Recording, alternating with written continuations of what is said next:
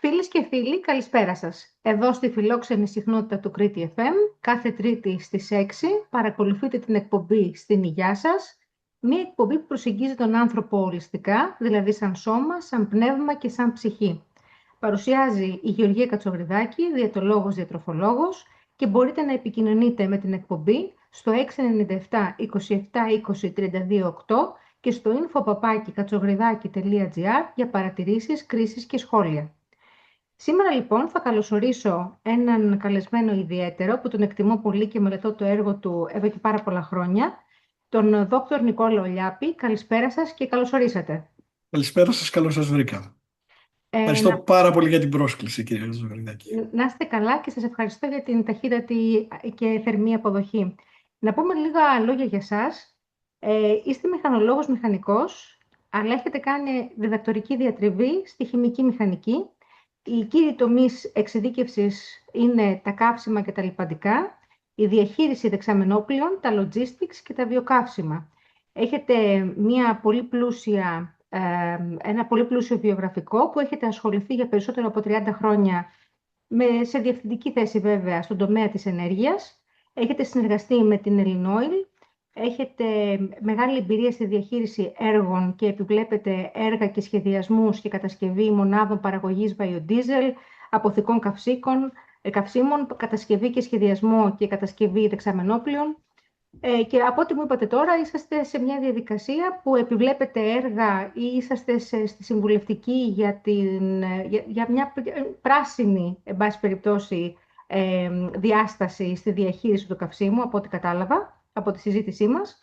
Και βέβαια να πούμε ότι ο λόγος που σας κάλεσα εδώ είναι ουσιαστικά το συγγραφικό σας έργο που έχει αναδείξει την Ιπποκράτειο διατροφή. Συνεργάζεστε με τον εκδοτικό οίκο Ιβίσκος. Έχετε γράψει το δείπνο για δύο στο σπίτι, την Ιπποκράτειο διατροφή και την Ιπποκράτειο διατροφή στο πιάτο. Βέβαια θα φανεί ίσως περίεργο πώς ένας μηχανικός έχει τέτοια ιδιαίτερη ευαισθησία με το κομμάτι της διατροφής, αλλά θεωρώ, επειδή έχω παρακολουθήσει συνεντεύξεις που έχετε δώσει, ότι είναι πάρα πολύ εύστοχο που είπατε ότι είδατε κι εσείς τον άνθρωπο σαν μια μηχανή εσωτερικής καύσης, το οποίο με βρίσκει απόλυτα σύμφωνη. Οπότε ας πάρουμε λοιπόν ως αφετηριακό κεφαλάρι αυτό το οποίο έχετε πει, για να χτίσουμε έτσι λίγο τη συζήτηση και να επικοινωνήσουμε το έργο του Ιπποκράτη. Συγγνώμη να κλείσω το τηλέφωνο μου. Κάτι που ξέχασα, κακώς. Λοιπόν, σας ευχαριστώ πάρα πολύ για την εισαγωγή και για όλα τα καλά σας λόγια. Από έναν επιστήμονα σαν και εσάς πραγματικά είναι τιμητικό και να τα λέτε για μένα και να με καλείτε στην εκπομπή σας, που πολύ ενδιαφέρον. Και η Κρήτη έτσι κι αλλιώς είναι ιδιαίτερα συνδεδεμένη με την διατροφή και με τη σωστή διατροφή. Η Κρήτη είναι κάτι που αγαπάω γενικότερα, ακόμα και τα φαγητά της και βέβαια και τα τραγούδια της, η μουσική της, η χορή της και τα ριζίτικα, τα οποία προσπαθώ να μάθω. Αλλά είναι μια άλλη συζήτηση, θα κάνουμε μια άλλη φορά. Λοιπόν, γιατί ένας μηχανικός έχει ανακατευθεί με τη διατροφή? Όντως δεν είναι η ειδικότητά μου. Ακόμα και το διδακτορικό μου, η διδακτορική διατροφή που έγινε πάνω στη χημική μηχανική έχει να κάνει με τα καύσιμα προφανώς από τη δουλειά μου. Δυστυχώς ενεπλάκην στο θέμα της διατροφής από την κακή μεριά, αρρωσταίνοντας. Αρρωσταίνοντας από μια σοβαρή ασθένεια, από καρκίνο του θηροειδούς. Έπρεπε να φέρω στο θηροειδή, όμως εκεί συνειδητοποίησα ότι ένας σωρός αποκαταστάσεις, άλλα προβλήματα που είχα και αντιμετώπιζα, από πιο δύσκολα μέχρι πολύ απλά καθημερινά, ήταν αυτά που ήταν πραγματικά το πρόβλημα. Δηλαδή υπήρχε μια βασική αιτία από πίσω που έπρεπε να την ανακαλύψω. Βοηθήθηκα σε αυτό πηγαίνοντας σε μια γιατρό που έκανα φάρμακο ιατρική, μου έδειξε τη μεθοδολογία του, πώς μπορεί ο άνθρωπος και να θεραπευτεί και κυρίως να μείνει υγιής μέσω της διατροφής, ότι η διατροφή, όπως έλεγαν οι Ιπποκρατικοί, ενδεχομένως και ο Ιπποκράτης, μπορεί να είναι και φάρμακο, που το φάρμακο μπορεί να είναι και θεραπεία και δηλητήριο, έτσι, και η δυτή αυτή έννοια του φαρμάκου, φάρμακο και φαρμάκι, υφίσταται προφανώς με τη διατροφή πάρα πολύ. Άρχισα να ψάχνω γιατί δουλεύει αυτή η μεθοδολογία τόσο πολύ, γιατί το να τρως πάρα πολλά ομά, φρούτα, λαχανικά, να βγάζεις προβληματικές τροφές από το διαιτολόγιο σου, μπορεί να βοηθήσει μέχρι και στο να χάσει κιλά, που για μένα ήταν ένα side effect. Αυτό ήταν μια παράπλευρη θετική προφανώς συνέπεια, αλλά δεν ήταν αυτός ο σκοπός. Και να ψάχνοντας πάρα πολύ με πρόσβαση σε δημοσιεύσεις από εκείνη την εποχή που ξεκίνησα να ασχολούμαι, από το 9 ουσιαστικά, το 2009, να βλέπω ότι η επιστήμη που τώρα πια έχει προχωρήσει πάρα πολύ και μπορεί να φτάσει μέχρι το κύτταρο, να διαβάζει το κύτταρο, να βλέπει πράγματα που συμβαίνουν στο κύτταρο, επιβεβαιώνει αυτή τη θεωρία. Που και εγώ την επιβεβαιώνω στον εαυτό μου.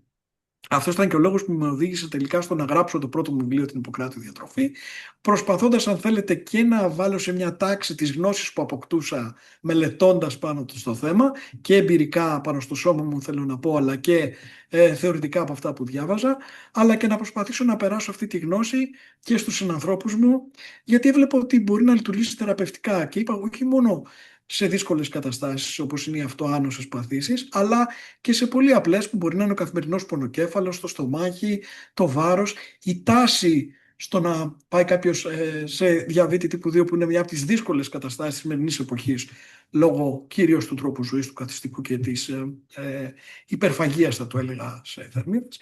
Έτσι λοιπόν αυτό με έβαλε σε σκέψεις και συνειδητοποίησα ότι το να είσαι μηχανικός σε βοηθάει σε ένα πράγμα. Μαθαίνεις πάντα και θέλεις να μάθεις, και εγώ από παιδί πριν γίνω μηχανικός θέλω να μάθω πώς λειτουργούν τα πράγματα, γιατί λειτουργούν με τον συγκεκριμένο τρόπο. Έτσι λοιπόν, μαθαίνοντας το ότι κάθε οργανισμός είναι ικανός στο να τρέφεται με συγκεκριμένες τροφές. Δηλαδή, εν γέννη δεν υπάρχουν καλές ή κακές τροφές. Υπάρχουν χρήσιμες για κάποιον οργανισμό και μη χρήσιμες για κάποιον άλλον οργανισμό. Για παράδειγμα, ένας σκύλος μπορεί να θάψει ένα κόκαλο με κάποιο κρέας στον κήπο και να το φάει μετά από 2 μήνες. Και να μην πάθει τίποτα και ίσως να του κάνει και καλό. Ένας άνθρωπος δεν μπορεί να το κάνει αυτό. Μια γελάδα μπορεί να τρέφεται με χορτάρι στο λιβάδι. Ένας άνθρωπος δεν μπορεί να τρέφεται με χορτάρι στο λιβάδι. Δεν μπορεί να το χωνέψει δηλαδή. Επομένως, είναι μια μηχανή εσωτερικής κάψης, γιατί ακριβώς καταναλώνει χημική ενέργεια, την οποία μετατρέπει σε άλλη ενέργεια, κινητική, δυναμική και χημική πάλι, και βιολογική ενδεχομένως, ο άνθρωπος. Αλλά κάθε μηχανή έχει το δικό της καύσιμο. Σε ένα αυτοκίνητο που καίει δίζελ δεν μπορεί να χρησιμοποιήσει βενζίνη, θα το καταστρέψει, και αντίθετα. Έτσι λοιπόν άρχισα να προσπαθώ να συνειδητοποιήσω κι εγώ ποιες είναι οι σωστές τροφές για τον άνθρωπο. Σωστές πάλι με την έννοια, δεν βάζουμε ούτε καμιά ηθική, ούτε καμιά, αν θέλετε, συναισθηματική χρειά. Βάζουμε μια πραγματιστική και μηχανιστική. Τι ο άνθρωπος μπορεί να χωνέψει, τι σημαίνει αυτό, ποιες πρωτεΐνες ή άλλες ενώσεις ο άνθρωπος έχει τα κατάλληλα ένζημα και σε αρκετή ποσότητα για να τα πέψει, για να τα χωνέψει και να τα διασπάσει στα μικρά του στουβλάκια, στα μικρά του συστατικά που χρειάζεται, για να ανασυνθέσει τις ουσίες που χρειάζεται αυτός για να αναπτυχθεί, να τραφεί κτλ. Και να επιβιώσει. Έτσι λοιπόν άρχισα έχοντας σαν βάση την νεοϊπποκρατική ιατρική και την Ιπποκράτειο Διατροφή, που δεν είναι κάτι καινούργιο, δεν είναι ένας όρος που εφήβρα ο ίδιος, έτσι, απλά ασχολήθηκα στην Ελλάδα ίσως λίγο περισσότερο με αυτό το κομμάτι. Άρχισα να συνειδητοποιώ ποιες είναι αυτές οι τροφές, με ποιον τρόπο μας κάνουν καλό, και αντίθετα ποιες τροφές από αυτές που χρησιμοποιούμε κατά κόρο στην καθημερινότητά μας, στη σύγχρονη κοινωνία, μας κάνουν κακό. Και να σας πω ένα απλό παράδειγμα, ότι λέμε για το άσπρο αλεύρι. Δεν υπάρχει περίπτωση, όλοι οι άνθρωποι ξέρουν το άσπρο αλεύρι, η ζάχαρη κάνει κακό. Τι θα πει κάνει κακό, όπως λέει ο μέσος άνθρωπος, μα δεν έτρωγαν πάντα οι άνθρωποι ψωμί. Γιατί τώρα ξαφνικά έγινε προβληματικό το ψωμί?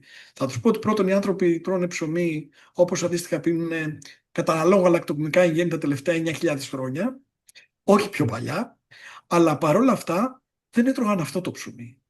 Μέχρι την δεκαετία του 50 έτρωγαν ψωμί ολικής, αλεσμένο το στάρι με το πιτουρό του, με τη φύτρα του, με όλα τα συστατικά, χωρίς πρόσθετα, χωρίς χημικά κτλ.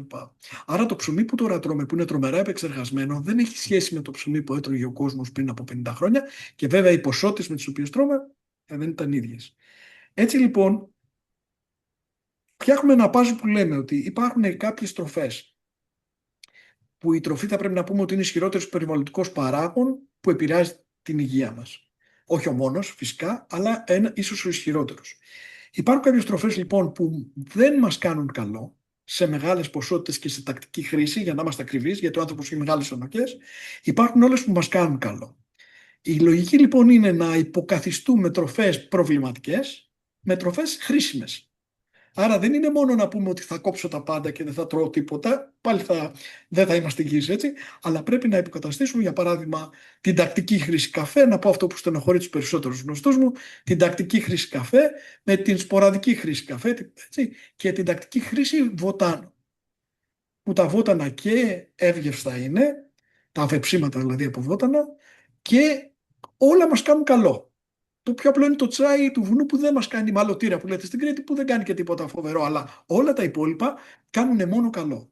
Είναι φάρμακα δηλαδή που μπορούμε να τα χρησιμοποιούμε καθημερινά. Έτσι λοιπόν, αφαιρώντας τον καφέ και βάζοντας βότανα, αφεψίματα, στο οποίο δόξα τω Θεώ η ελληνική γη είναι τρομερά πλούσια και η Κρήτη είναι πάρα πολύ πλούσια σε αυτά, μπορούμε να κάνουμε καλό στον οργανισμό μας αντί να κάνουμε κακό πίνοντας και μένοντας εθισμένοι στον καφέ, γιατί ο καφές είναι εθιστικός. Αυτό είναι ένα μικρό παράδειγμα του πώς μπορούμε να υποκαταστήσουμε τις τροφές. Από ό,τι είδα, έχετε μιλήσει για το έργο του Ιπποκράτη, αλλά θα έλεγα ότι σαν θεραπευτής είσαστε περισσότερο χειρόνιος παρά Ιπποκρατικός, γιατί η αλήθεια είναι ότι ο κένταυρος χείρονας, όπως γνωρίζουμε από τη μυθολογία, ήταν αυτός ο οποίος τραυματίστηκε και δεν μπορούσε να θεραπεύσει τον εαυτό του, και γι' αυτό το λόγο αντάλλαξε την αθανασία του, και έγινε αστερισμός.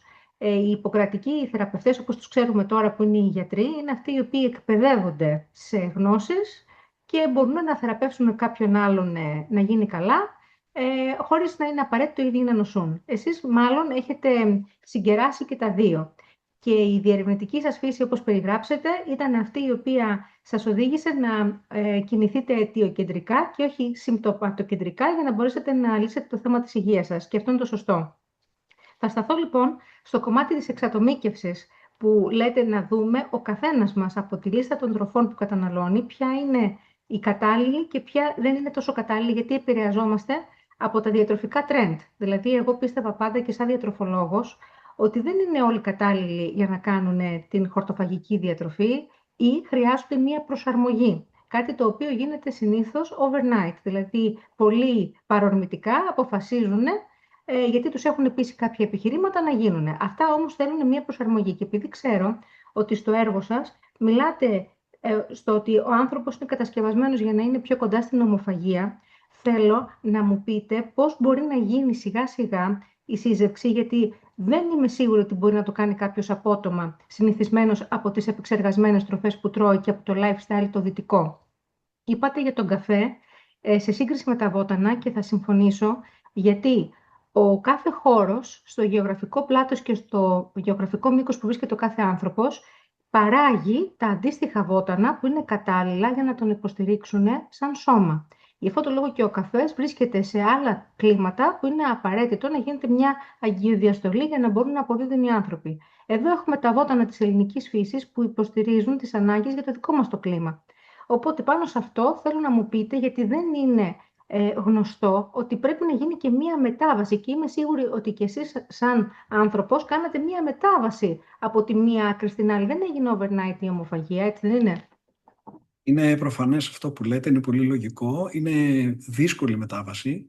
Εγώ πιέστηκα, αν θέλετε, πολύ. Και α, κοινωνικά. Και Όχι, κοινωνικά. πιέστηκα, θέλω εγώ να το κάνω λόγω των καταστάσεων των νοσημάτων ή των καταστάσεων, από για να μην πω όλα νοσήματα που είχα. Για παράδειγμα, όταν χρειαζόταν να πιω κάθε μέρα κάποιο αναλγητικό, ας πούμε, για το πονοκέφαλο, ή να πιω κάποιο αντιόξινο για το στομάχι, που τώρα δεν τα χρειάζομαι καθόλου, ή ήμουνα στο παραπέντε να πάρω κάποια για την πίεση, για τη χολυστερίνη, οτιδήποτε όλα αυτά, που δεν τα χρειάστηκα, επιβίωσα χωρίς αυτά, εννοώ με τη σύμφωνη γνώμη των γιατρών, έτσι, γιατί σέβομαι απολύτως τους γιατρούς και την άποψή τους. Επομένως, η μετάβαση όντως ήταν πολύ δύσκολη. Θα πω μια κουβέντα λίγο για το θέμα, για να μην έχουμε κάποιες παρεξηγήσεις με το θέμα της ιατρικής, της σύγχρονης ιατρικής, θα έλεγα. Η σύγχρονη ιατρική είναι μια εξαιρετική επιστήμη. Έχει φτάσει σε πραγματικά πολύ ψηλά επίπεδα. Έχει ένα θέμα. Όχι όμως, δεν φταίει η επιστήμη, είναι οι άνθρωποι, τα υποκείμενα της επιστήμης. Οι άνθρωποι δεν είναι εύκολοι στο να αλλάξουν την καθημερινότητά τους. Και πόσο μάλλον τη διατροφική τους καθημερινότητα. Θα εξηγήσουμε γιατί. Εσείς το αντιλαμβάνεστε και το ξέρετε και το μεταδίδετε. Αλλά ο μέσος άνθρωπος δεν το πολύ καταλαβαίνει, ίσως γιατί θεωρεί φυσιολογική την διατροφή του. Αν θα πας σε έναν γιατρό λοιπόν και θα σου πει έχεις ένα πρόβλημα, ας πούμε, καρδιάς, καρδιολογικό, και σου πει Ποια είναι η λύση? Θα ακολουθήσεις τη δίαιτα DAS, για παράδειγμα, που μοιάζει πάρα πολύ με αυτά που γράφω και εγώ στο βιβλίο μου, που είναι της Αμερικάνικης Καρδιολογικής Εταιρείας η διατροφή. Θα περπατάς 1 ώρα την ημέρα, θα χάσεις αυτά τα κιλά και δεν θα καπνείς, δεν θα πίνεις κτλ.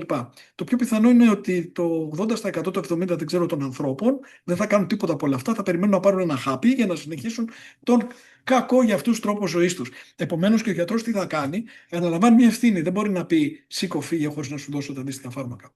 Επιπλέον, όταν έχεις πια μια κρίση, ένα ατύχημα ή αν θέλετε μια πολύ σοβαρή ασθένεια όπως ο καρκίνος, σε αυτή τη φάση δεν έχουμε λύσεις ούτε διατροφικές ούτε άλλες λύσεις. Θα πρέπει να πάμε επεμβατικά έτσι, και με φάρμακα κτλ.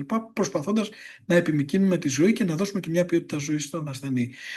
Ένα άλλο πρόβλημα της σύγχρονης ιατρικής για μένα είναι ότι παρασύρθηκε πάρα πολύ από τη μεγάλη επιτυχία της πενικυλίνης, δηλαδή των αντιβιωτικών που κατόρθωσαν πραγματικά να εξαλείψουν μάστιγες της ανθρωπότητας. Αρρώστιες δηλαδή που ήταν τρομερά σοβαρές κτλ. Όμως τι γίνεται? Αυτό δουλεύει μόνο με τα μικρόβια. Και στα μικρόβια όντως μπορούμε να βρούμε. Έχοντας και πρόσφατη την πανδημία, ξέρουμε ότι με τους ιούς, για παράδειγμα, δεν υπάρχουν τέτοιες λύσεις. Άρα, ποιες είναι οι λύσεις? Να ενδυναμώσει τον οργανισμό ή για τα αυτοάνοσα. Αυτή τη στιγμή δεν έχει βρει η ιατρική καμία λύση. Και αντιθέτως χρησιμοποιεί μόνο κορτιζόνη, η οποία ξέρουμε ότι ναι, μεν απαλύνει τα συμπτώματα και Αλλά τα μπορεί να σου καταστέλει. οδηγήσει επιβίωση, αλλά καταστέλει το νοσοποιητικό σου και καταστρέφει τον οργανισμό. Γιατί έτσι τρώει ουσιαστικά τους ιστούς, δεν κάνει κάτι άλλο. Και άρα λοιπόν, όντως η σύγχρονη ιατρική επαφήνεται πολύ στα συμπτώματα και εξ ανάγκης το κάνει αυτό και καλά το κάνει σε πλήστες περιπτώσεις, γιατί με αυτόν τον τρόπο θεραπεύονται άνθρωποι, όπως και εγώ, όπως είπα από το θηροειδή μου, θεραπεύτηκα και η βιοχημία έδωσε και τη λύση στο να παίρνω το χάπι μου κάθε μέρα και να επιβιώνω, γιατί άνευ αυτού ούτε ένα μήνα δεν θα μπορούσα να επιβιώσω. Άρα λοιπόν χαίρομαι πάρα πολύ που έχει προχωρήσει τόσο πολύ η επιστήμη σε αυτό το επίπεδο. Το θέμα είναι όμως να προσπαθήσουμε σαν άνθρωποι, εξατομικευμένα όπως πολύ σωστά είπατε, να μην φτάσουμε σε αυτό το σημείο εφόσον μπορούμε να το κάνουμε. Και μπορούμε να το κάνουμε. Οι πιο πολλοί από εμάς μπορούμε να μην φτάσουμε στο σημείο να χρειαστούμε τις υπηρεσίες της επεμβατικής ιατρικής ή της φαρμακευτικής. Πώς θα το κάνουμε αυτό λοιπόν? Αφαιρώντας, όπως είπαμε, πράγματα που δεν πρέπει και βάζοντας πράγματα που πρέπει. Είναι δύσκολο? Είναι πολύ δύσκολο. Αν δεν πιεστεί κάποιο από λόγους υγείας ή από κάποιον άλλο φιλοσοφικό ή θρησκευτικό λόγο ή όπως θέλετε πέστε το, δύσκολα το κάνει. Γιατί δυστυχώς η διατροφή είναι άμεσα συνδεδεμένη με την κοινοτικότητά μας και με το πολιτισμικό μας υπόβαθρο. Η κουζίνα της γιαγιάς ή της μαμάς, η τοπική μας κουζίνα. Βλέπετε ότι πάνε οι Έλληνες στις Βρυξέλλες και ψάχνουν να βρουν σουβλάκι να φάνε. Δεν πάνε να φάνε κάτι ντόπιο. Γιατί όλο αυτό είναι πολύ συνδεδεμένο με την διατροφή. Η ομοφαγία δε έχει ένα πρόβλημα κοινωνικότητας. Όταν τρέφεσαι κυρίως με καρπούς, γιατί η ομοφαγία κυρίως καρπούς έχει λίγες φύτρες, ξηρούς καρπούς, σπόρους δηλαδή, και ίσως κάποια βλαστάρια και τρυφερά φύλλα. Γιατί θα μου επιτρέψετε μια παρέμβαση σε αυτό. Δεν θεωρώ ότι οι άνθρωποι είναι χορτοφάγοι και θεωρώ ότι είναι πολύ λάθος έννοια η χορτοφαγία. Δεν τρώμε χόρτα. Δοκιμάστε να αφήσετε έναν άνθρωπο να βοσκάει σε ένα λιβάδι για μέρες να δούμε αν θα επιβιώσει. Δεν θα ζήσει. Πολύ δίκαιο. Τρώμε κάποια φυτικής προέλευσης τροφές, θα το δεχτώ. Και επίσης κάποιες ζωικής προέλευσης που δεν μας πειράζουν. Έτσι, αν δεν τις υπερβάλλουμε, όπως τρώνε όλα τα ξαδέρφια μας εκτός από τους γορίλες. Δηλαδή και οι χιμπατζίτες, τα ξαδέρφια μας εννοούσαν ήδη έτσι, και οι χιμπατζίτες και οι ουρακοτάγκοι και οι πονόμπος τρώνε λίγο κρέας και ουσιαστικά δεν είναι κρέας, ή τρώνε έντομα ή τρώνε κάποια άλλα πράγματα τα οποία τους ζητούν κάποιες πρωτεΐνες που χρειάζονται. Για μένα δεν είμαστε χορτοφάγοι, είμαστε κυρίως καρποφάγοι. Γιατί και τα κολοκυθάκια, αν θέλετε, και οι ντομάτες και οι μελιτζάνες καρπί είναι και αυτά από μονοητή φυτά. Άρα τρώμε καρπούς από μονοητή ή πολυετή φυτά, σπόρους πάλι που είναι από καρπούς, κάποια τρυφερά βλαστάρια που μπορούν να φάμε, λουλούδια, όπως είναι το κουνουπίδι, το μπρόκολο που είναι λουλούδια, και βέβαια από εκεί και πέρα μπορούμε να φάμε φύτρες, φυτρωμένους σπόρους, και βέβαια για μένα, και αν θέλει κάποιος να φάει λίγο κρέας, δεν θα του κάνει κακό, αρκεί να είναι με μέτρο, να είναι άρτημα και να είναι το μέτρο. Η δυσκολία λοιπόν έρεται, αυτή η δυσκολία της μετάβασης, αν θέλετε, για μένα μέσα από τη σταδιακή υποκατάσταση. Έτσι, η Ρώμη δεν χτίστηκε σε μια μέρα, είναι κλισέ, αλλά είναι αληθινό. Άρα λοιπόν ξεκινάει κάποιος, με τι θα έπρεπε να ξεκινήσει κάποιος κατ' εμέ? Με αυτά που τον πειράζουν περισσότερο. Και πώς ξέρουμε ποια τον πειράζουν περισσότερο? Αυτά που δυσκολεύεται να κόψει. Είναι περίεργο, αλλά οι άνθρωποι, για παράδειγμα, που τους πειράζει πάρα πολύ η γλουτένη, που είναι η πρωτεΐνη του σιταριού, όχι όλων των σιταριών πάλι, έτσι, συγκεκριμένων ποικιλιών, αλλά αυτά που είναι πιο διαδεδομένα, δεν μπορούν να σταματήσουν να τρώνε ψωμί ή μακαρόνια. Του δυσκολεύονται. Έχουν δηλαδή έννοια 6 σε αυτό το πράγμα. Ο καφές, όπως είπαμε, τα γαλακτοκομικά. Υπάρχουν, όπως αντίστοιχα το τσιγάρο ή το αλκοόλ, έτσι, που είναι και αυτοί διατροφικοί παράγοντες. Με έναν τρόπο είναι ουσίες της φύσης που τις εισάγουμε στον οργανισμό μας. Ή τα αναψυκτικά. Τα αναψυκτικά τύπου κόλλα είναι ισχυρά εθιστικά. Έχω πολλούς γνωστούς που είναι εθισμένοι και κάθονται σαν αλκοολικοί κάθε βράδυ και πίνουν 1,5-2 λίτρα ένα μπουκάλι αναψυκτικού τύπου κόλλα, που δεν το κάνουν με τύπου γκαζόζας ή κάποιο άλλο ή πορτοκαλάδα, το κάνουν ειδικά με τα συγκεκριμένα αναψυκτικά, τα οποία είναι ισχυρά εθιστικά.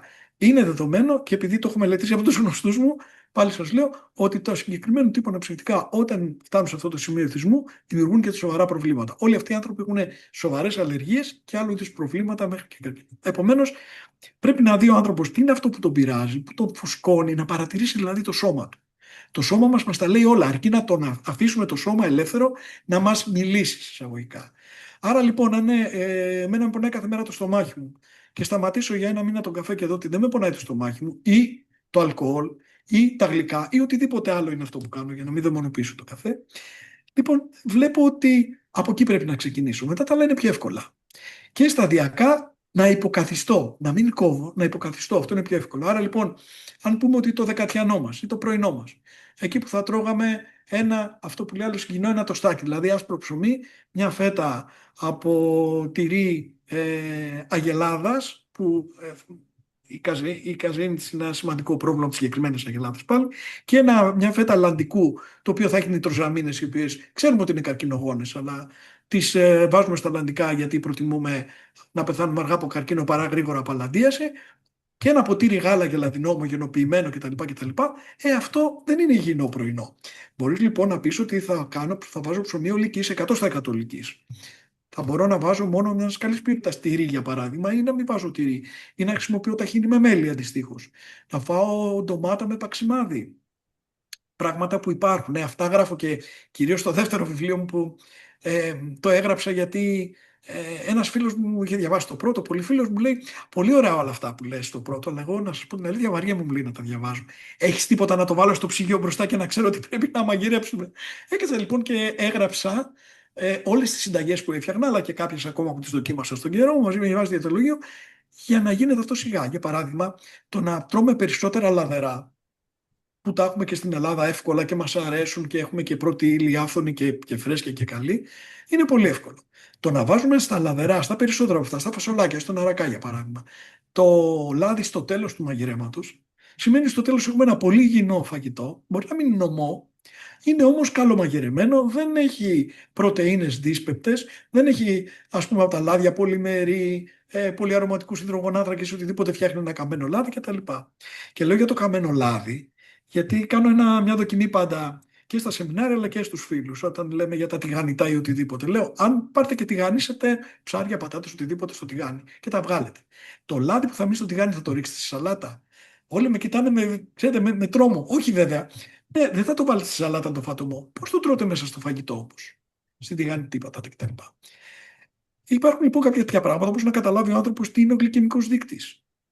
Τι διαφορά έχει να τρώσουμε, ας πούμε, καρότο ομό, που έχει ένα τρομερά χαμηλό γλυκαιμικό δείκτη, που σημαίνει δεν μεταβολίζεται τα ζάχαρά του γρήγορα, άρα δεν μας πειράζει το πάγκρεας, δεν μας οδηγεί σε μια απότομη αύξηση σουλήνης ή διακυμάνσεις στην σουλήνη, που όλα αυτά οδηγούν στους διατροφικό διαβήτη κτλ. Αλλά αντίστοιχα το βρασμένο καρότο έχει ψηλό γλυκαιμικό δείκτη. Πρέπει να καταλαβαίνουμε αυτές τις διαφορές. Ή τη διαφορά του να μαγειρέψουμε μια πατάτα με τη φλούδα, να τη βράσουμε και να αφήσουμε να κρυώσει ώστε ένα κομμάτι των ινών να γίνει άπαπτες ίνες, είτε να την τηγανίσουμε ή να την ψήσουμε με το λάδι κτλ. Θέλω να πω ότι αυτά γίνονται σταδιακά.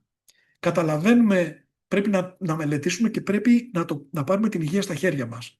Μιλήσατε για την εξατομικευμένη διατροφή. Ακριβώς αυτό πρέπει να συμβεί. Εσείς σαν ειδικός μπορείτε να τη δώσετε σε ανθρώπους που έρχονται για να τους βοηθήσετε, και από εκεί και πέρα οι άνθρωποι, έχοντας αυτή την εξειδικευμένη διατροφή, αν θέλετε, να εμπλουτίσουν την καθημερινότητά τους με αυτά που τους αρέσουν, αλλά στη σωστή κατεύθυνση. Για να πάμε λοιπόν πίσω στον Ιπποκράτη, ο Ιπποκράτης έχει πει ότι η δίαιτα είναι κάτι πολύ περισσότερο από ένα διατροφικό πλάνο. Είναι ο τρόπος που κατοικείς και ο τρόπος που ντύνεσαι. Οπότε, εγώ καμιά φορά, γιατί έρχονται άνθρωποι οι οποίοι ζουν με πολύ δύσκολο δυτικό τρόπο και μου ζητάνε πιο εναλλακτική προσέγγιση διατροφική ή απευθύνονται στις συμπληρωματικές ιατρικές θεραπείες και όχι στη δυτική ιατρική. Και τους εξηγώ λοιπόν ότι όταν ένας άνθρωπος ζει με ακραίο δυτικό ρυθμό, δεν μπορεί να θεραπευτεί από τόσο απαλά μέσα, διότι είναι σαν να πηγαίνεις με νεροπίστολο σε έναν πυρηνικό πόλεμο. Θα πρέπει να αλλάξετε και το lifestyle για να συνάδει με μια πιο αφάρμακο προσέγγιση ιατρικής. Διαφορετικά αυτά τα δύο είναι δύο πεδία τα οποία δεν συγκλίνουν. Ε, είχατε πει κάποιες φορές, είσαστε από τους πιο παλιούς Έλληνες συγγραφείς οι οποίοι έχουν επισημάνει το κομμάτι του διαρρέοντος εντέρου, το οποίο ακόμα δεν έχει διεισδύσει στην ιατρική κοινότητα και με λυπεί. Είναι κάτι που το αναδεικνύουν πιο πολύ οι συμπληρωματικοί θεραπείες, αυτοί που ασχολούνται με συμπληρωματικές θεραπείες. Βέβαια, ο Ιπποκράτης είχε τονίσει πάντοτε ότι υπάρχει μια σύνδεση των εντέρων και τη σύνδεση της υγείας και του εγκεφάλου. Θέλω να μας μιλήσετε για το διαρρέον έντερο που στην αγγλική βιβλιογραφία λέγεται Leaky Gut Syndrome. Ένα είναι αυτό και δεύτερον, από αυτά που έχω επισημάνει από το βιβλίο σας, είναι το θέμα της λευκοκυτάρωσης, η οποία συνδέεται με τις φλεγμονές και τον καρκίνο. Αυτά τα δύο θα ήθελα. Και τα δύο είναι πολύ ενδιαφέροντα θέματα. Ευχαριστώ που τα θίξατε. Με έναν τρόπο, θα ακουστεί περίεργο αυτό που θα πω, αλλά όλοι οι οργανισμοί είναι κάτι γύρω από έναν πεπτικό σωλήνα. Οι πιο απλοί οργανισμοί που μελετούμε στη βιολογία είναι οι αιματοσκόλικες, που είναι πραγματικά ουσία ένα έντερο, ένας πεπτικός σωλήνας και με βοηθητικά στοιχεία γύρω-γύρω και έτσι επιβιώνει ο οργανισμός. Και εμείς δεν είμαστε κάτι παραπάνω από αυτό. Γιατί χωρίς το πεπτικό μας σύστημα, ξεκινώντας από το στόμα και καταλήγοντας στο παχύ έντερο, δεν επιβιώνουμε. Από εκεί παίρνουμε τις τροφές και δεν παίρνουμε μόνο τις τροφές. Παίρνουμε και ένζημα, τα οποία είναι απαραίτητα για τη λειτουργία του οργανισμού. Η υγεία του εντέρου είναι τρομερά σημαντική για τον οργανισμό και η υγεία του εντέρου συμβαδίζει με την υγεία του μικροβιώματος του εντέρου. Το οποίο προφανώς η ιατρική το ξέρει και το λέει, είναι τρομερά σημαντικό και αυτό το μικροβίωμα αποκτάται από τον νεονό, από τη στιγμή που θα γεννηθεί, έτσι μέχρι κάποια ηλικία που θα φτιάξει το νοσοποιητικό του. Πώς φτιάχνει το νοσοποιητικό του? Κατά μία άποψη αρρωσταίνοντας, κατά μία άλλη άποψη χτίζοντας σωστά το μικροβίωμα του εντέρου του. Το οποίο το παίρνει από το περιβάλλον, από τη μητέρα του κατά κύριο λόγο, έτσι, από τη στιγμή που γεννιέται κιόλας, αλλά και από την επαφή με τους ανθρώπους γύρω του. Αυτό το μικροβίωμα είναι τρομερά σημαντικό και πώς το καταστρέφει ο σύγχρονος τρόπος ζωής, στον οποίο αναφερθήκατε, το καταστρέφει έντονα γιατί όταν τρώμε πολύ έντονα άσπρο αλεύρι ζάχαρη. Τι παθαίνουμε με αυτό? Ενισχύουμε κάποιους από τους μικροοργανισμούς του εντέρου, όπως είναι μύκητες, ζύμες κτλ., οι οποίοι πρέπει να είναι σε μια ισορροπία και σε χαμηλές συγκεντρώσεις στο έντερο για να επιβιώνουμε εμείς. Γιατί αλλιώς τρέφονται αυτοί και καταστρέφουν εμάς. Αντιθέτως, χρειαζόμαστε τους καλούς μικροοργανισμούς, όπως είναι λακτοβάκιλοι, κάποιοι λακτοβάκιλοι, μπιφιδοβακτήρια κτλ., οι οποίοι κάνουν δύο πράγματα. Τρέφονται οι ίδιοι και διαβιούν μαζί μας, αλλά παράγουν ένζημα που χρειαζόμαστε εμείς, οπότε διασπούν κάποιες τροφές για λογαριασμό μας. Κυρία Κατσοβρίδη, είχα πραγματικά μείνει έκπληκτος όταν διάβασα ότι πριν από 2-3 χρόνια, 4 δεν θυμάμαι, ότι σε μια έρευνα είχαν ανακαλύψει οι επιστήμονες ότι κάποιες πρωτεΐνες του μητρικού ανθρώπινου γάλακτος δεν κατευθύνονται στο να θρέψουν το μωρό. Δεν τις χρειάζεται, είναι άπεπτες αυτές τις πρωτεΐνες για το μωρό. Όμως έχουν γίνει engineered, έχουν κατασκευαστεί από τον ανθρώπινο οργανισμό για να θρέφουν μικροοργανισμούς χρήσιμους του εντέρου. Δηλαδή αυτή η συμβίωση του ανθρώπου με το μικροβίωμά του είναι τόσο σημαντική που η φύση έχει μεριμνήσει ώστε εμείς να τρέφουμε τους μικροοργανισμούς του εντέρου και με το μητρικό γάλα, μέσω του μητρικού γάλακτος για το μωρό. Αυτό λοιπόν είναι ένα πρώτο κομμάτι της υγείας που έχει να κάνει με το μικροβίωμα του ανθρώπου. Όταν παίρνουμε τόσο πολλά αντιβιωτικά και χωρίς λόγο, όταν τρώμε όλα αυτά που τρώμε που μπορούν να καταστρέψουν ή να ανατρέψουν την ισορροπία στο μικροβίωμα, τότε λοιπόν δημιουργούμε τεράστιο πρόβλημα στον οργανισμό και δημιουργούμε πρόβλημα στην υγεία. Από την άλλη, υπάρχει ένα άλλο θέμα που έχει να κάνει κυρίως με μια βασική πρωτεΐνη που τρώμε, που την αναφέραμε και προηγουμένως, τη γλουτένη από τα σιτηρά και κυρίως από συγκεκριμένα σιτηρά. Αυτή η πρωτεΐνη που είναι κυρίως στο 40 με 50% του σιταριού, του σπόρου δηλαδή του σιταριού, και την τρώμε όταν πηγαίνει στο έντερο, έχει την ιδιότητα να διασπάται σε κάποιες ενώσεις που λέγονται γλιαδίνες. Αυτές οι γλιαδίνες λοιπόν θα μπορούσαν να είναι μια χαρά ενώσεις και να μην μας πειράζουν, αν δεν είχαν το ίδιο να ενισχύουν την έκρηση μιας ουσίας από τον οργανισμό που λέγεται ζωνουλίνη, η οποία δίνει εντολή σε εταιρικές λάχνες να ανοίξουν για να περάσουν μέσα τα θρεπτικά συστατικά από το έντερο, αυτά που έχουν διασπαστεί. Όμως οι λάχνες πρέπει να ανοίξουν όχι πάρα πολύ, για να περάσουν μόνο τα μικρά σπασμένα, στα πούμε έτσι, εκλαϊκευμένα συστατικά, έτσι, δηλαδή τα αμινοξέα αν θέλετε, και που είναι οι σπασμένες πρωτεΐνες και τα απλά ζάχαρα και όχι τα σύνθετα, και όχι οι τοξίνες. Τι είναι οι τοξίνες? Πρωτεΐνες που δεν τις θέλουμε μέσα στον οργανισμό, τις θέλουμε απ' έξω. Επίσης πρέπει να κατανοήσουμε ότι το εσωτερικό του εντέρου μας είναι εξωτερικός χώρος του ανθρώπου. Δεν είναι μέσα στον άνθρωπο, παρόλο που βρίσκεται μέσα του. Είναι μια διεπαφή με τον εξωτερικό κόσμο. Όταν λοιπόν ανοίγουν με αυτόν τον τρόπο, εξαιτίας της υπερέκρησης ζωνουλίνης, που έρχεται να κάνει με την υπερέκρηση, με την μάλλον υπερκατανάλωση γλουτένης, άρα πολύ ασπροαλεύρι, να το πούμε έτσι, πολύ ασπροαλεύρι, σε καθημερινή βάση και σε μεγάλες ποσότητες, τότε ανοίγουν οι λάχνες και περνούν μέσα και ενώσεις που δεν θα έπρεπε να περάσουν, οι οποίες ο οργανισμός δεν έχει τα μέσα να τις καταπολεμήσει, είτε κάνει μια υπερενεργοποίηση του νοσοποιητικού του, άρα μπορεί να έχει αλλεργίες κτλ. Και μάλιστα, επειδή ο ίδιος μηχανισμός υπάρχει και στον εγκέφαλο, ο αιματοεγκεφαλικός φραγμός, που είναι μια μεμβράνη, ας την πούμε, που περιβάλλει τον εγκέφαλο και επίσης παίζει αυτό το ρόλο στο να μην περάσουν τοξίνες και δύσκολες πρωτεΐνες μέσα στον εγκέφαλο. Ο εγκέφαλος, να πούμε ότι καταναλώνει περίπου το 40% του αίματος του ανθρώπινου, επομένως χρειάζεται πολύ οξυγόνο και πολύ τροφή. Αλλά θέλει και ένα φίλτρο. Η ζωνουλίνη παίζει και εκεί αυτό το ρόλο, και αν έχουν περάσει οι γλιαδίνες πάλι στο εσωτερικό, πάλι θα δημιουργηθεί αυτό το πρόβλημα στον εγκέφαλο, άρα θα περάσουν μειώσεις στον εγκέφαλο. Επίσης, οι γλιαδίνες έχουν ένα άλλο κακό που δεν ήταν επί τούτου, αλλά δεν υπάρχει παρθενογέννη στη φύση, να μπορούν να προσκολώνται σε κάποιους υποδοχείς των κυτάρων των εντερικών λαχνών, ενώ δεν θα έπρεπε. Όπως αντίστοιχα, για παράδειγμα, η νοικοτήνη, και αυτή ταιριάζει σαν κλειδί σε κλειδαριά με κάποιους υποδοχείς κατά λάθος. Δεν θα έπρεπε, ή η καφεΐνη αντιστοίχως. Και αυτές οι δύο τελευταίες ερεθίζουν το νευροορμονικό μας σύστημα. Ενώ δεν θα έπρεπε. Δεν είναι ουσίες που θα έπρεπε να είναι μέσα μας αυτές. Εντομοκτώνα, εντοποθητικά για τα φυτά είναι, για τον καπνό και για τον καφέ. Έτσι αντίστοιχα λοιπόν, οι γλιαδίνες προσκολώνται στα κύτταρα των εντερικών λαχνών, με αποτέλεσμα ο οργανισμός να τα θεωρεί ξένα σώματα και να επιτίθεται το νοσοποιητικό στα ίδια του τα κύτταρα, σε εντερικές λάχνες, και να καταστρέφει σταδιακά το έντερο. Αυτό λοιπόν δημιουργεί προβλήματα, γι' αυτό βλέπουμε πολύ αυξημένες νόσους, όπως οι καταστάσεις όπως η κοιλιοκάκη τα τελευταία χρόνια, η νόσος του Κρόν, διάφορες νόσοι εντερικές, θα τις λέγαμε, εντερικές διαταραχές, οι οποίες δημιουργούν σε μεγάλα προβλήματα στην υγεία. Και ταυτόχρονα, όπως είπαμε, συμβαίνει αυτό το σύνδρομο, το φαινόμενο του διαρρέοντος εντέρου, όπου το έντερο, αντί να φιλτράρει και να επιτρέπει μόνο στα αμινοξέα, σε κάποιες βιταμίνες, σε κάποια ένζημα κτλ., σε μικρές, σπασμένες, επεξεργασμένες ήδη ουσίες να περάσουν μέσα στον οργανισμό, στο αίμα δηλαδή, αντιθέτως επιτρέπουν λόγω της διαρρέουσας αυτής της κατάστασης, επιτρέπουν και σε ουσίες που δεν θα έπρεπε να μπουν μέσα, που είναι παθογόνες για μας. Και σε παθογόνους μικροοργανισμούς επίσης, γιατί και αυτά είναι προβλήματα. Αυτά λοιπόν, όταν πάνε στο εσωτερικό του οργανισμού, ενεργοποιείται άμεσα και έντονα το νοσοποιητικό. Αυτή η ενεργοποίηση μπορεί εύκολα να οδηγήσει σταδιακά είτε σε αλλεργίες, σε αλλεργικές καταστάσεις, που είναι εκρηκτικές, ας πούμε, αντιδράσεις του νοσοποιητικού συστήματος χωρίς να υπάρχει αντίστοιχος λόγος, είτε σε χρόνιες καταστάσεις που είναι ταυτόάνοσα. Και γι' αυτό βλέπουμε ότι υπάρχει τόσο έντονα όλα αυτά τα χρόνια, τα τελευταία, αυτοάνωσες ασθένειες που δεν μπορούμε να θεραπεύσουμε, που δεν μπορούμε να τις κατανοήσουμε και που μας δημιουργούν από πολύ σοβαρά προβλήματα μέχρι απλά καθημερινά προβλήματα, ας πούμε, και που μειώνουν, χαλάνε την ποιότητα της ζωής μας. Ακριβώς. Και μου έχει κάνει φοβερή εντύπωση βέβαια ότι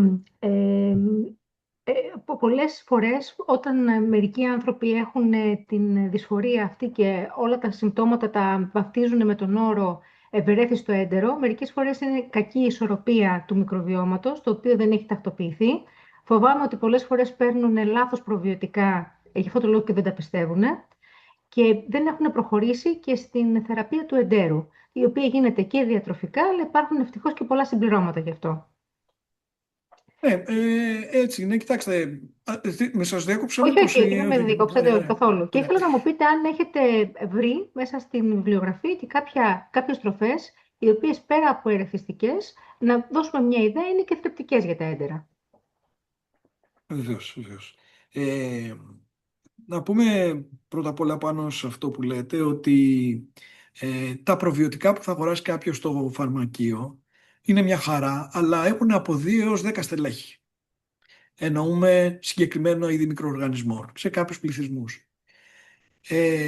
Στο έντερο διαβιούν χιλιάδες μικροοργανισμοί που δεν τους έχουμε καν ανακαλύψει όλους, γιατί δεν είναι ζωντανοί όταν θα τους βγάλουμε από εκεί, και επιπλέον σε πολύ μεγάλους πληθυσμούς. Άρα δεν μπορούμε, κανένα προβιωτικό δεν μπορεί να υποκαταστήσει τη φυσική διεργασία της καλλιέργειας της εσωτερικής του μικροβιώματος και της ισορροπίας μεταξύ του καλού και του κακού, και δεν μ' αρέσουν οι μανιχαϊστικές εκφράσεις, ας πούμε των χρήσιμων, των ωφέλιμων και μη και ή βλαπτικών μικροοργανισμών στο έντερο. Θα υπάρχουν και από τα δύο, αλλά θέλουμε μια καλή ισορροπία υπέρ των ωφέλιμων μικροοργανισμών. Επομένως, όταν έχουμε πρόβλημα με αυτό και το συνειδητοποιούμε, σαφώς δεν υπάρχουν τα προβιωτικά, γιατί θα μας δώσουν μόνο κάποια στελέχη. Εμείς θέλουμε πολύ περισσότερα από αυτά. Θα πρέπει πρώτα απ' όλα να κάνουμε μια καλή, θα την πω νηστεία, δηλαδή μια διατροφή στοχευμένη. Άρα να αφαιρέσουμε τελείως για ένα διάστημα τροφές που είναι προβληματικές. Σίγουρα βοηθάνε πάρα πολύ οι μαλακές ίνες που έχουν τα φρούτα, γιατί οι σκληρές ίνες από τα πίτουρο, από το στάρι, και αυτές οι σκληρές ίνες γενικά δεν είναι πολύ φιλικές στο έντερο, δηλαδή μπορεί να μην κάνουν κάποιο γενικότερο κακό, αλλά είναι αρκετά σκληρές για τις πολύ τρυφερές λάχνες, που μπορεί να τους μιλήσουν με μικροπληγές, προβλήματα κτλ. Και βέβαια για μένα αυτό που κάνει ιδιαίτερα καλό σε όλα είναι τα φρούτα. Τα φρούτα μπορούν να βοηθήσουν πάρα πολύ στο μικροβίωμα, μπορούν να βοηθήσουν πάρα πολύ στο να θρέψουν σωστά μικροβιώματα, και γενικά και η νηστεία, δηλαδή η μείωση αν θέλετε της πρόσληψης τροφής για διαστήματα, κάτι που το έχει και η θρησκεία μας σε μεγάλο βαθμό αν θέλετε, και όλες οι θρησκείες μεταξύ μας ξέρουν τη θεραπευτική λειτουργία της νηστείας. Επίσης είναι πολύ σημαντικό, και αυτό είναι πάλι νηστεία, το να αποφεύγουμε να τρώμε μαγειρεμένες τροφές μέχρι κάποια ώρα, μέχρι τις 11-12 η ώρα το μεσημέρι και μετά τις 6 το απόγευμα. Κάποιοι τώρα αυτό το λένε διαλυματική νηστεία, αλλά για μένα μια χαρά είναι η διαλυματική νηστεία, στη λογική όμως ότι τα φρούτα ή γενικά οι ομές τροφές δεν χαλάνε τη διαλυματική νηστεία. Και αυτό σημαίνει ότι επιτρέπουμε στον οργανισμό μας από τις 6 ας πούμε 7 το βράδυ, από την ώρα δηλαδή που θα βραδιάσει, μέχρι την άλλη μέρα το πρωί να κάνει μια ιδιότυπη νηστεία και να επιτρέψουμε να γυρίσει το κουμπάκι σε μια άλλη τρόπο λειτουργίας, που η μία είναι την ημέρα μεταβολίζω, αναβολίζω και καταβολίζω, και το βράδυ είναι καθαρίζω. Δεν μπορούμε να τα κάνουμε και τα δύο, αλλά ο λάθος τρόπος ζωής μας πια μας οδηγεί στο να τρώμε πάρα πολύ βαριά το βράδυ. Και μετά να μην μπορούμε να χωνέψουμε όλα αυτά. Και φανταστείτε ότι σε ένα εστιατόριο, κάποια στιγμή κλείνει το εστιατόριο και θα πάνε οι σερβιτόροι, θα μαζέψουν τις καρέκλες πάνω στα τραπέζια και θα σκουπίσουν, θα καθαρίσουν και θα τα ετοιμάσουν για την άλλη μέρα. Αυτό γίνεται και στον οργανισμό. Φανταστείτε λοιπόν την ώρα που οι σερβιτόροι κάνουν αυτό το πράγμα, είναι και κάποιοι άνθρωποι που τρώνε και από κάτω τους σκουπίσουν κτλ. Δεν μπορούμε να συνυπάρξουν οι δύο λειτουργίες. Σωστά, η διαλυματική νηστεία δεν είναι μόνο ένα πρωτόκολλο αποχής ωρών από τη διατροφή, αλλά πρέπει να είναι και ποιοτική ανάμεσα στο διάστημα το οποίο καταλήγεις τελικά και τρως τα γεύματά σου. Δεν είναι μόνο γιατί μερικοί μου λένε ότι και αυτό δεν μετράει. Και μετά, ξέρετε τι γίνεται, όταν γίνεται παζάρι στην ιατρική και θεραπευτική προσέγγιση, εμένα με πειράζει, γιατί τους έχω πει ότι η ιατρική δυστυχώς δουλεύει με κάποια πρωτόκολλα, τι λειτουργεί και τι δεν λειτουργεί, και τις γκρίζες ζώνες δεν μπορεί να τις προβλέψει κανένας.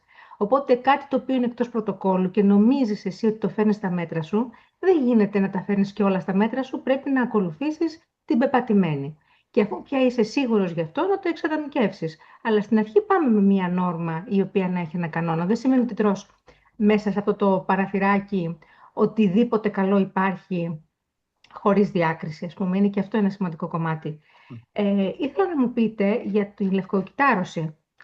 Γιατί την αναφέρετε μέσα στο βιβλίο σας και δίνετε ιδιαίτερη μνήμα στις φλεγμονές. Γιατί η Ιπποκράτειος διατροφή, αν μη τι άλλο, είναι αντιφλεγμονώδης, και βέβαια μου άρεσε το γεγονός ότι δεν εντυπωσιάζεστε από τα νέα trend των superfoods, τα οποία είναι ξενικά και πάρα πολύ ακριβά, αλλά βρίσκεται τη λύση η οποία είναι πάρα πολύ απλή, και θα τολμώ να πω ότι και η ελιά, ο καρπός της ελιάς είναι ένα superfood, το οποίο οι Έλληνες το έχουμε παραμελήσει. Δεν χρειάζεται να τρώμε ακριβά superfood του εξωτερικού που δεν το παράγουμε στη χώρα μας. Έχετε δίκιο έτσι. Στο κάτω-κάτω είναι αντιοικολογικό να κουβαλάς πράγματα που δεν ξέρεις και πώς καλλιεργήθηκαν και αν καταστράφηκε, ας πούμε, τροπικό δάσος για να παραχθούν αυτά τα συγκεκριμένα κτλ. Βεβαίως έτσι είναι. Έχουμε να μην πω άπειρα, πάρα πολλές υπερτροφές όπως είναι το σκόρδο, το κρεμμύδι, το λεμόνι, τα φρούτα, τα βότανα κτλ. Τα οποία αν τα βάλουμε στην καθημερινότητά μας δεν χρειάζεται ούτε κοτσιμπέρι να αγοράζουμε ούτε οτιδήποτε άλλο. Πραγματικά. Πραγματικά το εννοώ ότι δεν χρειάζεται. Ο οργανισμός το κάνει και το βλέπουμε αν θέλετε σε ανθρώπους που ήταν και παλιότεροι άνθρωποι στα χωριά, ολιγόφαγοι με άσκηση. Πριν πω για τη λευκοκυτάρους θα ήθελα να πω κάτι που το ρωτήσατε και πριν και το άφησα, που είπατε για το κομμάτι της δίαιτας. Έχουμε παρεξηγήσει ποια τι είναι η δίαιτα. Η δίαιτα είναι ένας τρόπος ζωής. Δεν είναι μια μεθοδολογία για να χάσω 10 κιλά τώρα και να τα ξαναπάρω μετά από 5 κιλά, χωρίς να με ενδιαφέρει η υγεία μου πάνω σε αυτό. Είναι το να χάνεις κιλά ή να έχεις τα φυσιολογικά σου κιλά είναι μια θετική συνέπεια, αλλά μια συνέπεια ενός υγιούς τρόπου ζωής.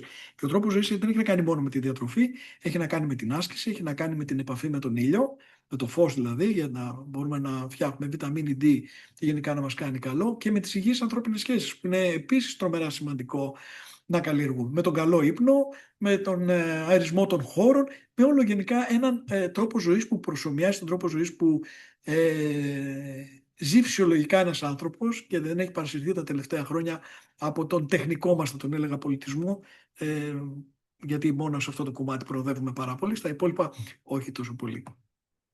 Οι λευκοκυτάρες τώρα μπορούμε να παρατηρήσουμε και ότι έγινε μια έρευνα η οποία δεν είχε καταλήξει αποτέλεσμα και ξεχάστηκε λίγο τη δεκαετία του 30 από τον δόκτωρα Κούτσακοφ, που έλεγε, παρατήρησε τι, ότι όταν ο άνθρωπος τρώει μαγειρεμένα φαγητά, ανεβαίνουν απότομα τα λευκά αιμοσφαίρια. Τα λευκά αιμοσφαίρια είναι το μεγαλύτερο αμυντικό όπλο του οργανισμού. Είναι αυτό που θα εξοντώσει μικροοργανισμούς, πρωτεΐνες κτλ.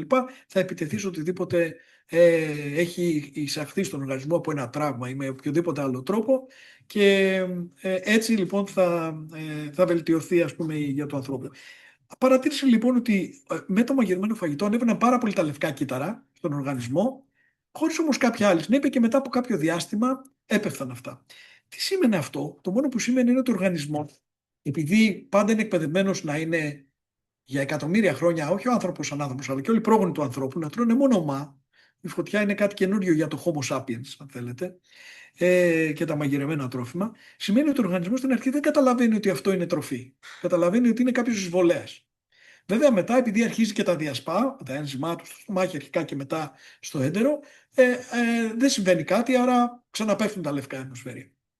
Αυτό λοιπόν πραγματικά μπορεί να δείξει ότι η μαγειρεμένη τροφή δεν είναι πολύ γνωστή στον ανθρώπινο οργανισμό. Το δεύτερο κομμάτι είναι ότι παρατηρούμε ότι με πάρα πολλές από τις πρωτεΐνες, θα λέγαμε, που τις θεωρούμε τοξίνες, δημιουργούν κάποιους μηχανισμούς όπου ο οργανισμός οδηγείται στο να αυξήσει κάποιες πρωτεΐνες που παράγει οι ορμόνες, οι οποίες αντίστοιχα βλέπουμε ότι εκκρίνονται και στην καρκινογένεση, υπάρχουν και δηλαδή και στην καρκινογένεση, ή που δεν επιτρέπουν την απόπτωση. Ο μηχανισμός φλεγμονής ειδικά είναι πάρα πολύ συνδεδεμένος με τις ουσίες που εμποδίζουν την απόπτωση, δηλαδή του να σκοτώσει ο οργανισμός, μάλλον να δώσει εντολή να αυτοκτονήσουν όλα τα κύτταρα που δεν είναι σωστά, που για κάποιο λόγο έχουν γίνει λίγο λάθος. Κάποια από αυτά είναι προκαρκινικά και μπορούν να εξελιχθούν σε καρκινικά. Ο οργανισμός έχει ένα μηχανισμό που να λέει σε αυτά τα κύτταρα, στέλνοντάς του κάποιες ενώσεις, ότι πρέπει να πεθάνουν τώρα για να μην βλάψουν τον οργανισμό. Όταν όμως έχουμε για παράδειγμα μια πληγμή, σε αυτή την περίπτωση αναπτύσσεται ένας άλλος μηχανισμός που είναι η φλεγμονή. Η φλεγμονή τι κάνει? Είναι σωτήριος μηχανισμός, δεν είναι στον άνθρωπο, σε όλους τους οργανισμούς, έτσι. Τι κάνει η φλεγμονή? Από τη μία στέλνει τα λευκά αιμοσφαίρια και ενεργοποιεί το νοσοποιητικό, ώστε οτιδήποτε στην πληγή, ξενικό, μικροοργανισμοί κτλ. Έχει μπει μέσα να μπορέσει να το σκοτώσει. Ανεβάζει τοπικά τη θερμοκρασία, κάνοντας ένα πυρετό για να γίνει αφιλόξενο, έτσι, αυτό το σημείο την πληγή του οργανισμού για τα μικρόβια και τα βακτήρια. Και από την άλλη, κρίνει τέτοιες ενώσεις, όπως η τελευκή και τα λοιπά, που θα πει στον οργανισμό σταμάτα την απόπτωση, για να μπορέσουμε να αναπλάσουμε τον ιστό γρήγορα. Άρα, κουτσά στραβά τα κύτταρα τα χρειάζομαι όλα αυτή τη στιγμή. Δεν θέλω μηχανισμούς που να μειώνουν την αναγέννηση των ιστών. Αυτό λοιπόν είναι πολύ χρήσιμο όταν έχουμε όντως μια πληγή. και ένας υγιής μηχανισμός. Υπάρχουν φορές όμως που μπορεί στα εσωτερικά στα όργανα και με βάση το μηχανισμό που αναφέραμε και προηγουμένως, δηλαδή το διαρρέον έντερο, να έχουν περάσει τον οργανισμό και μέσα από την τροφή πάρα πολλές ενώσεις, οι οποίες δεν ξέρει τι να τις κάνει ο άνθρωπος. Ο οργανισμός δεν έχει δηλαδή αρκετά ένζημα να τις διαλύσει, να τις διασπάσει και αρχίζει και τις κρύβει.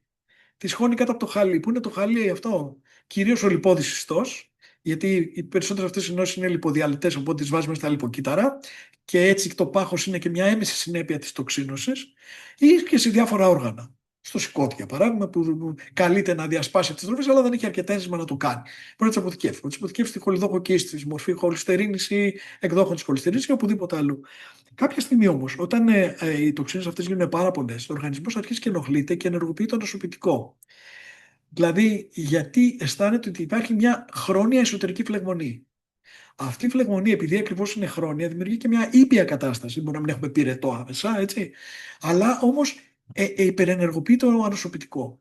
Αυτό λοιπόν σημαίνει ότι κάποια στιγμή αυτή η υπερενεργοποίηση του νοσοποιητικού μπορεί να απορριθμίσει όλα τα όργανα που ρυθμίζουν το νοσοποιητικό και το νευροορμονικό σύστημα και αυτή η απορρίθμιση να οδηγήσει σε αλλεργίες, σε αυτοάνοσα. Γενικά σε προβληματική αντιμετώπιση των ή βλέπουμε ανθρώπους που χωρίς να υπάρχει λόγος αρρωσταίνουν. Δηλαδή έρχεται το χειμώνας και έρχεται μια απλείωση που για όλους θα είναι καθόλου ή ένα συναχάκι και άλλοι άνθρωποι κάθε τρεις και λίγο γνωστοί μας, προσέξτε το, μπορεί να είναι κάθε εβδομάδα με μια διαφορετική ίωση. Γιατί το ανοσοποιητικό του σύστημα είναι κουρασμένο, είναι ταλαιπωρημένο, υπεραντιδρά και δεν μπορεί να ανταπεξέλθει σε απλές καταστάσεις. Η χρόνια φλεγμονή λοιπόν είναι μια σύγχρονη νόσος, είναι εσωτερική, χρόνια και προβληματική. Την ενισχύει το γεγονός ότι και το άγχος μας είναι μακροχρόνιο. Το άγχος είναι ένας πάλι μηχανισμός αντίστοιχος που είναι πολύ χρήσιμος όταν είναι να μας κυνηγήσει μια αρκούδα για παράδειγμα ή να πολεμήσουμε, αλλά όταν είναι χρόνιο γιατί έχουμε άγχος με το δάνειο, με το αν θα πάρουμε σύνταξη, με το που θα σπουδάσουν τα παιδιά μας κτλ. Τότε τι γίνεται? Αυξάνεται συνεχώς η αδρεναλίνη μας, με αποτέλεσμα να αυξάνεται και η κορτιζόλη, να αναστέλλονται σε μεγάλο βαθμό οι φυσιολογικές λειτουργίες του οργανισμού και να μπαίνουμε σε αυτό που λέμε fight or flight, ας πούμε, διαδικασία. Αυτό είναι φυσιολογική να γίνεται μακροχρόνια. Ο άνθρωπος παλιά χρόνια, όταν έκλεινε την πόρτα του και μόνο για τα σκυλιά, ας πούμε, έμπαινε στη σπηλιά και τη γλίτωνε για το βράδυ, ησύχαζε από τα πάντα. Την άλλη μέρα ήταν μια άλλη μέρα για να ξεκινήσει. Τώρα, αυτή τη στιγμή, εμείς δεν έχουμε βραχυχρόνια άγχη, έχουμε μόνο μακροχρόνια. Αυτό λοιπόν και αυτό συντελεί στην μη καταπολέμηση της φλεγμονής, της χρόνιας. Άρα λοιπόν αυτοί οι δύο μηχανισμοί, η υπερέκριση αδρεναλίνης, στην οποία ας πούμε βοηθάει και ο καφές που λέγαμε πριν ή το αλκοόλ κτλ. Και από την άλλη η χρόνια φλεγμονή από χρόνια τοξίνωση, είναι δύο μηχανισμοί που δυστυχώς αλληλοβοηθούν ένα στον άλλον στο τι να κάνουν, θα το έλεγα, να μειώσουν την δραστικότητα του ανοσοποιητικού μας συστήματος και της ικανότητάς μας να ανταπεξέλθουμε σε δύσκολες καταστάσεις ως οργανισμοί. Αυτό λοιπόν είναι μια νόσο σύγχρονη, η οποία δυστυχώς δεν την ανιχνεύει η σύγχρονη ιατρική με κάποιον τρόπο, δεν τη θεωρεί νόσο. Ξέρει τους μηχανισμούς προφανώς, δεν έχει κάποιο φάρμακο για αυτήν, γιατί πρέπει να αλλάξει ο τρόπος ζωής. Επομένως, αφού δεν υπάρχει κάποιο φάρμακο, και τι να σου πει και ο γιατρός? Άλλαξε τον τρόπο ζωής σου, κοιμήσου παραπάνω, θα σου το πει και ποιος θα το κάνει. Επομένως, πρέπει να συνειδητοποιήσει ο άνθρωπος ότι αυτό είναι που του χρειάζεται, η αλλαγή στην καθημερινότητα και στον τρόπο ζωής του. Έτσι. Η δίαιτα με την αρχαία και ευρεία έννοια που έχει να κάνει με τον τρόπο ζωής, τον καθημερινό, και όχι με το να νηστέψω απλά κάποιες θερμίδες που απλά δεν θα μου κάνουν τίποτα, θα χάσω ένα βάρος, θα το ξαναπάρω μετά από λίγο καιρό και θα τελειώσει η ιστορία και η υγεία μου θα εξακολουθεί να αυθύρεται. Να πω εδώ λίγο ότι αυτό πραγματικά έχει πολύ ενδιαφέρον, το πώς τα λες και στο κομμάτι της καθημερινότητας πώς τα ακούς και πώς θα κάνεις λίγο κτήμα σου. Και ήθελα εδώ να σας πω, για να μην το ξεχάσω συνέχεια, ότι με τον Ιβίσκο έχουμε ξεκινήσει, ο Ιβίσκος γενικά, μια συνεργασία με όλους τους συγγραφείς του, άρα και με εμένα και με την Ιπποκράτειο Διατροφή, στο να φτιάξουμε κάποια απλά καθημερινά σεμινάρια στο YouTube, τα οποία μπορεί να τα κατεβάσει ο καθένας με ένα μικρό αντίτιμο και να τα έχει πρόχειρα να τα ακούσει, και ακόμα και αν δεν διαβάσει το βιβλίο ή αν διαβάσει το βιβλίο και δεν θα το ξαναδιαβάσει, να καταλάβει τις βασικές αρχές και να τις κάνει κτήμα του στην καθημερινότητα. Γιατί σε αυτό που ρωτήσατε, αυτό ακριβώς εσείς το ξέρετε πολύ καλά βεβαίως, ότι η αλλαγή της καθημερινότητας είναι που βοηθάει από τη στιγμή που έχουμε κατανοήσει ποιο είναι το θέμα και έχουμε κατανοήσει και ποιος είναι ο μηχανισμός. Από εκεί και πέρα κάνουμε μικρά σταθερά βήματα για να κερδίσουμε την υγεία μας. Για να μην, επειδή εγώ έχω διαβάσει το έργο σας και για να μην τους φοβήσουμε, επειδή εμένα μου αρέσουν και τα φιλοσοφικά θέματα και μελετώ και τον Ιπποκράτη γενικότερα, το βιβλίο σας είναι ένας επικαιροποιημένος Ιπποκράτης και δεν έχει να κάνει με πράγματα τα οποία είναι στα βιβλία του Ιπποκράτη πάρα πολύ δυσνόητα για κάποιον ο οποίος δεν είναι στην ελληνική κοσμοθέαση μοιημένος και θα δυσκολευτεί. Ένα είναι να μάθει τα καινούργια πράγματα της διατροφής ή να δει τη διατροφή με διαφορετικό τρόπο και να εκπαιδευτεί, συν να μπει στον τρόπο και στην κουλτούρα του Ιπποκράτη. Δεν χρειάζεται αυτό. Το έχετε επικαιροποιήσει και τα σεμινάρια είναι πάρα πολύ προσαρμοσμένα στο τώρα. Έχετε, Με σύγχρονη άποψη, έτσι δεν είναι? Έτσι ακριβώς. Άλλωστε είπαμε ότι η Ιπποκράτης διατροφή στηρίζεται στην γνώση του Ιπποκράτη και των Ιπποκρατικών γιατρών, γιατί δεν ήταν μόνο ο Ιπποκράτης, ήταν ένα σύνολο γιατρών που τον ακολούθησαν ή ζούσαν παράλληλα και είχαν ασπαστεί τη συνείδηση. Υπάρχει μια βασική αρχή, οι βασικές αρχές, όμως και η επιστήμη έχει προχωρήσει πάρα πολύ και προφανώς υιοθετούμε την επιστήμη. Άλλωστε, να σας πω την αλήθεια, στο πρώτο βιβλίο που ήταν το πιο, ας το πούμε, επιστημονικό κομμάτι, είχα πάνω από 200 βιβλιογραφικές αναφορές σε βιβλία και μελέτες. Μελέτες εννοώ αξιολογημένες από πανεπιστήμια κτλ. Γιατί η επιστήμη έχει προχωρήσει και πρέπει να την βάλουμε μέσα και αυτή. Επίσης, στηρίζεται και στην παράδοση, την ελληνική παράδοση πάνω στο κομμάτι της διατροφής και μάλιστα και στο σεμινάριο που λέμε κάνω ειδική μνήα στην κριτική διατροφή, γιατί πραγματικά είναι ένα πολύ χαρακτηριστικό παράδειγμα και πάλι δεν λέω ίσως για το πώς τρώνε οι σύγχρονοι Κρήτες, αλλά πώς μας μεταλαμβανέθηκε η κριτική διατροφή που έχει πάρα πολλά ομές-τροφές. Έτσι. Δηλαδή το ομό λάχανο, οι παππούλες, ή πράγματα, το αγκιναράκι, ας πούμε, με λίγο λεμόνι. Δεν υπάρχουν πιο εκπληκτικά πράγματα και όμως θεωρούνται κορυφαίοι μεζέδες στην Κρήτη. Ότι χρησιμοποιείται πάρα πολλά λαχανικά, τα οποία είναι ντόπια, πάρα πολλά σε ομά, μεγάλη ποικιλία από αυτόν, λίγο κρέας. Άρα λίγες ζωικές τροφές, όχι πολλές, γιατί οι άνθρωποι παλιότερα ήταν φτωχοί, δεν έτρωγαν τα ζώα, τα χρησιμοποιούσαν για να φτιάξουν τυρί κτλ. Δεν έπιναν καν γάλα. Χρησιμοποιούσαν το γάλα για να φτιάξουν τυρί ή γιαούρτι. Και αυτά όμως ήταν και λίγα. Και βέβαια πάρα πολύ άσκηση.